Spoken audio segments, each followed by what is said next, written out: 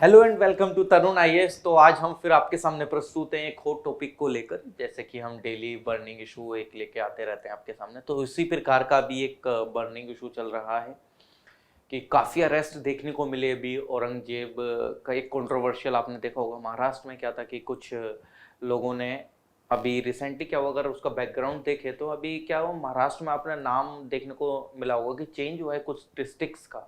ठीक, औरंगाबाद और ओस्मानाबाद वगैरह का, तो इनका धाराशिव नगर वगैरह ये सब कर दिया गया। तो उसके बाद आपको क्या देखने को मिला कि कुछ इंसिडेंट देखने को मिले जो मैं कोई एक ऐसा धर्म रिलीजन या कुछ ऐसा, मतलब ऐसा नहीं बोल रहा हूँ कि उन्होंने ही ऐसा करा, कोई भी कर सकता था, ऐसा नहीं है। तो कुछ जो मतलब एक तरीके से अगर देखें तो कुछ पीपल ने जो औरंगजेब थे तो उनको प्रमोट करने की कोशिश करी और कुछ इस तरीके के स्टेटस वगैरह लगाए अपने व्हाट्सएप वगैरह पे। तो उन केसेस में पुलिस ने उन लोगों को अरेस्ट करा।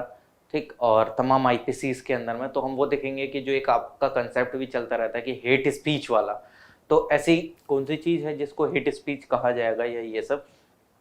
तो देख लेते हैं कि किस किस को अरेस्ट करा गया, कैसे कैसे, क्या क्या कानून हमारे कहता है, क्या नहीं है, सुप्रीम कोर्ट के क्या जजमेंट है, क्या नहीं है। ठीक, चलिए आइए। अगर मैं बात करूं तो अभी रिसेंटली अगर मैं कोल्हापुर की बात करूं, महाराष्ट्र में ही आपको अरेस्ट देखने को मिला काफ़ी। तो महाराष्ट्र के अंदर अगर आप बात करेंगे तो महाराष्ट्र के अंदर आपको एक तो मोहम्मद मोमिन करके व्यक्ति थे, वो अरेस्ट होते हुए आपको देखने को मिले। इनकी उम्र 19 साल की थी। इन्होंने अपने व्हाट्सएप स्टेटस पर औरंगजेब वगैरह को सपोर्ट करा और हिंदू रिलीजियस सेंटिमेंट्स को हर्ट करते हुए ये पाए गए।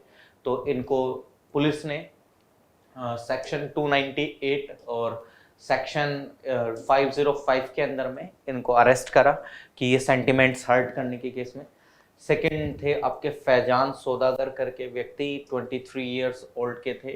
ये भी महाराष्ट्र से ही बिलोंग करते हैं। इन्होंने भी व्हाट्सएप स्टेटस पर औरंगजेब से रिलेटेड उनको एकम्प्लिश करा। उन्होंने बोला कि कुछ भी चीज़ नामुमकिन नहीं थी औरंगजेब वगैरह के लिए, ऐसा उनको प्रमोट करा। तो इनको भी सेक्शन 505 सब सेक्शन 2 के अंदर में और सेक्शन 298 295 ए के अंदर में इनको अरेस्ट करा गया। सेम इसी प्रकार कुदरत जमादार के नाम से एक 21 साल के व्यक्ति थे, उनको सेक्शन 298 295 के अगेंस्ट इनको पुलिस ने अरेस्ट करा। ठीक, और आपको आगे भी देखने को मिलेंगे, दो व्यक्ति आपको देखने को मिल जा रहे हैं आपको नासिक से। नासिक में एक शोएब मनियार करके व्यक्ति हैं, शोएब मनियार। तो उनको अरेस्ट करा गया। शोएब मनियार को इन्होंने फेसबुक पोस्ट करा था शोएब मनियार ने। और एक सलीम काजी थे और इनको भी अरेस्ट करा गया। इन्होंने सच कोई एक वीडियो पोस्ट करी थी औरंगजेब से रिलेटेड। तो इन सबको अरेस्ट करा गया अलग अलग आईपीसी के सेक्शंस के तहत। अगर आपने देखा होगा तो 1860 का जो आईपीसी कोड आपका है उसके तहत। तो वो देख लेते हैं कि वो कोड ऐसा क्या कहते हैं, क्या नहीं कहते हैं, क्या कुछ भी बोलना गलत है या क्या है क्या नहीं। अगर मैं बात करता हूँ आईपीसी की, तो आईपीसी का जो सेक्शन आपका 298 के अंदर जो उनको अरेस्ट करा गया है, 295 ए के अंदर में या 505 सब सेक्शन 2 या सेक्शन 153 ए के अंदर में। तो अगर आप देखें सेक्शन 298 की अगर बात करेंगे तो ये डील करता है अगर आप कोई भी सच वर्ड वगैरह या कुछ एक्सप्रेशंस या कुछ सच इंटेंशन के तहत आप किसी भी रिलीजन की फीलिंग्स को हर्ट करते हैं तो आपको पुलिस अरेस्ट करती है सेक्शन 298 के तहत। और वहीं पे अगर आप सेक्शन 295 के तहत देखेंगे तो इसमें आपको देखने को मिलेगा मैलिशियस एक्ट अगर आप कोई करते हैं, रिलीजियस फीलिंग्स को आप हर्ट करते हैं किसी भी ग्रुप की और उसके रिलीजन सेंटिमेंट्स या उनके बिलीफ सिस्टम को आप हर्ट करते हैं, देन आपको पुलिस सेक्शन 295 ए के अंदर में आपको रखेगी। सेम सेक्शन 505(2) आप अगर देखेंगे तो ये एड्रेस करता है अगर आपने कोई भी पब्लिकली मिसचीफ और प्रमोट करिए, कोई एनिमिटी या कोई हेट्रेड वगैरह आपने प्रमोट करा है अपनी मतलब अपनी इच्छा अनुसार या ऐसा कुछ भी आपने फैलाने की कोशिश करी है, तो आपको सेक्शन 505(2) के तहत और सेक्शन 153 ए के तहत आपको डील करा जाता है। अगर आप कोई भी प्रमोट कर रहे हैं enmity between different group based on religion, race, place of birth, residence, language etcetera. ठीक, मतलब आप सोशल डिसहार्मनी को मतलब बढ़ावा दे रहे हैं, किन बेसिस पर आप उनको डिस्क्रिमिनेट करे जा रहे हैं, उनकी फीलिंग्स वगैरह इन सबको, religion, race, place of birth, resident, language वगैरह इन सब में, तो आपके ऊपर लगता है सेक्शन 153 ए। ठीक, अब इनमें देख लेते हैं ऐसा सुप्रीम कोर्ट वगैरह क्या कि मतलब चलो ठीक है आपने ये बोल दिया, लेकिन हाउ वी कैन प्रूफ कि हम गिल्टी नहीं है, या क्या है सच, क्या दिक्कतें देखने को मिल जाती हैं क्या नहीं।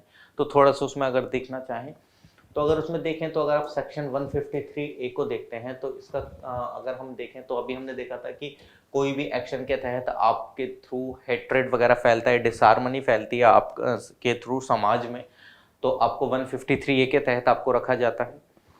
इसके अंदर जो पेनल्टी है, इसके अंदर पेनल्टी क्या है कि आपको 3 साल तक की सजा हो सकती है, ठीक, और वो भी डिटरमाइन करा जाएगा आपके कोर्ट वगैरह के द्वारा, ऑब्वियसली बात है वो देखा जाएगा।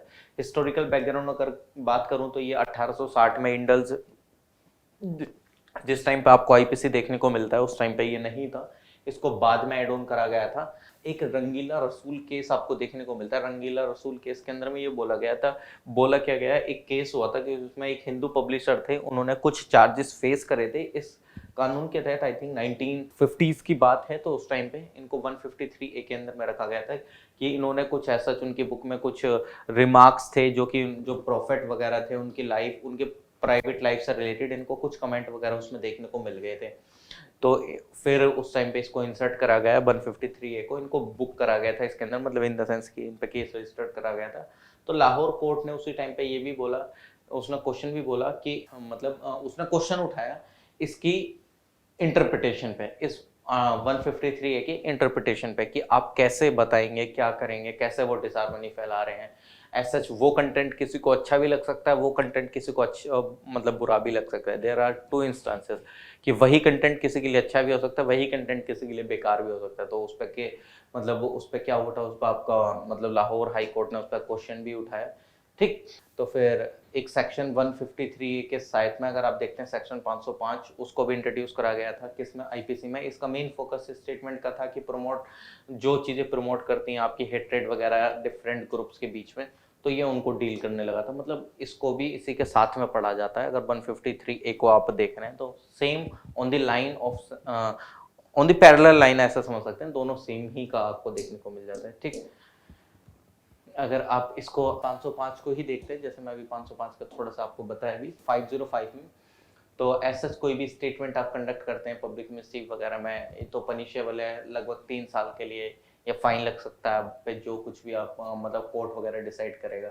आप किसी की फीलिंग्स वगैरह को मतलब हर्ट कर रहे हैं, एनिमिटी या हेट्रेड वगैरह ऐसा कुछ भी फैला रहे हैं, तो 2016 में सिद्धार्थ नारायण करके एक व्यक्ति थे, उन्होंने एक पेपर पब्लिश करा, तो उन्होंने नोट करा कि जो सेक्शन 505 है उसको लाया गया था कि वो बर्डन जो है वो चेंज हो सके, इन द सेंस कि क्या है कि जो एक्यूज्ड है वो अब प्रूफ करे चीज़ों को कि क्या वो जो चीज़ें बोल रहा है क्या वो सही है कि गलत है, सच उसको भी तो फायदा देखने को मिलना चाहिए। तो एक बार क्या हुआ था 1969 में, अगर आप देखेंगे तो इस ऑफेंस को वाइडली अमेंड करा गया था, इसके स्कोप वगैरह को, कि जिससे कि जो कम्युनल टेंशन वगैरह है वो ज़्यादा देखने को ना मिले, और इसी दौरान इसको कोग्निजेबल भी बना दिया गया था, जिसके तहत क्या होता है कि आप किसी को भी बिना वारंट के अरेस्ट कर सकते हैं। 1969 में इसको कोग्निजेबल ऑफेंस के तहत ला दिया गया, ठीक। तो इसको आप ध्यान रख सकते हैं।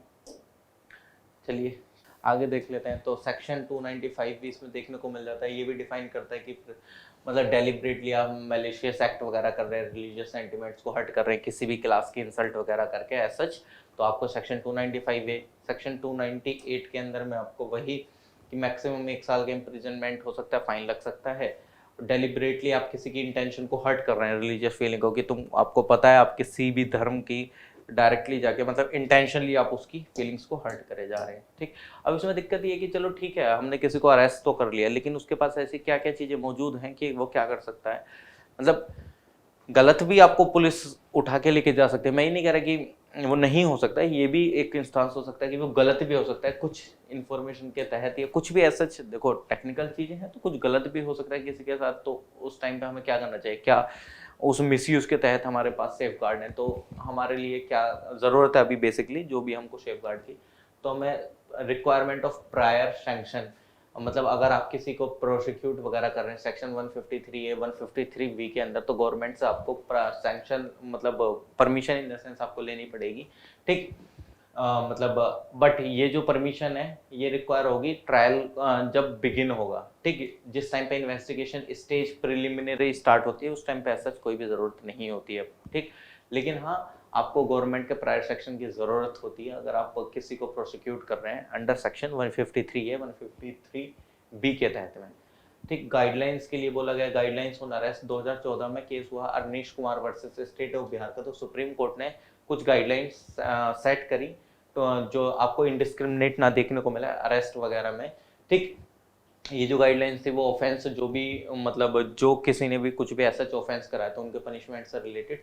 ठीक, punishable by a sentence of fewer than 7 years, the police cannot automatically arrest the accused before completing the investigation। मतलब बिना इन्वेस्टिगेशन करे वगैरह आप डायरेक्टली उसको अरेस्ट नहीं कर सकते।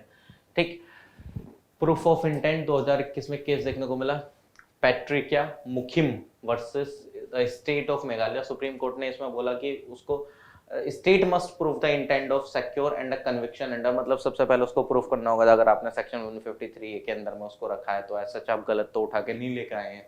ठीक, और आपको स्टैंडर्ड ऑफ रीजनेबल स्पीच, आपको कुछ सच स्टैंडर्ड की जरूरत है बेसिकली। अब आप मैं वही बोल रहा हूँ कि कोई चीज़ आपको हेट लग सकती है, कोई चीज़ दूसरे पर्सन को वो नहीं लगती है, तो how can we define hate speech. ठीक, कि this criteria matches with this तो हम इसको हेट स्पीच बोलेंगे। ठीक, वो वाली चीज़ें हमको करनी पड़ेंगी। ठीक, चलिए कोई दिक्कत नहीं है, आगे देख लेते हैं आगे क्या। ठीक है, तो आज का हमारा ये टॉपिक यहीं पे फिनिश होता है और आप हमारी और भी वीडियोस देख सकते हैं जो कि हमने एक्सप्लेन करी हैं, अलग अलग करंट टॉपिक्स भी उठा रखे थे। ठीक, इन्फ्लेशन वगैरह जो भी आपको मतलब ऐसा लगता है कि देखने की ज़रूरत हो तो यू कैन फॉलो अस। ठीक, हम बर्निंग इश्यूज़ के साथ आते रहेंगे और प्लस अभी हम द हिंदू का एक एनालिसिस भी स्टार्ट करने जा रहे हैं डेली बेसिस पर, the Hindu and the Indian express का। तो you can join our Telegram channel for our PDF। अगर आपको PDF वगैरह चाहिए तो आप हमारे टेलीग्राम चैनल ज्वाइन कर सकते हैं और you can like share and subscribe our YouTube channel also. ठीक, मिलते हैं फिर नेक्स्ट बर्निंग इशू के साथ। Thank you so much, bye everyone, take care.